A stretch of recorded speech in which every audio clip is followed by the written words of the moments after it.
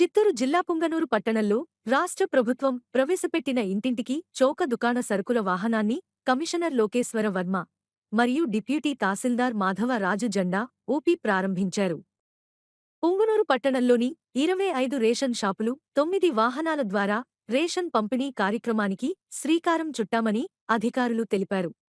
ప్రజలకు అనుకూలంగా ఉండే విధంగా ప్రజలందరికీ సన్నబియ్యం మేలురకం బియ్యాన్ని పంపిణీ చేస్తున్నామని మున్సిపల్ కమిషనర్ లోకేశ్వర వర్మ వెల్లడించారు. పుంగనూరు పట్టణంలో ప్రభుత్వ ఆదేశాల మేరకు ఈరోజు ప్రజలందరికీ ఇంటి వద్దకి రేషన్ కార్యక్రమాన్ని ప్రారంభించడం జరిగింది. ఈరోజు పట్టణంలో ఉన్నటువంటి 25 రేషన్ షాపుల దగ్గర నుంచి కూడా 9 వాహనాల్లో ఈ రేషన్ పంపిణీ కార్యక్రమం సజావుగా ప్రారంభించబడిందని తెలియజేస్తున్నాం.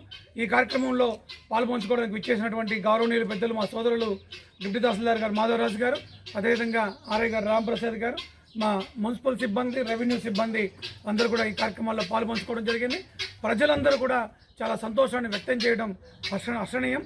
అదేవిధంగా ప్రజలందరూ కూడా సన్న బియ్యాన్ని, మేలైనటువంటి బియ్యాన్ని గతంలో ఎప్పుడు లేని విధంగా ఈరోజు పంపిణీ చేసే కార్యక్రమానికి పూనుకోవడం చాలా సంతోషదాయకం అని తెలియజేస్తూ ప్రజలందరూ కూడా ఈ కార్యక్రమాన్ని సద్వినియోగం చేసుకోవాల్సిందిగా ప్రార్థిస్తూ ఉన్నాం.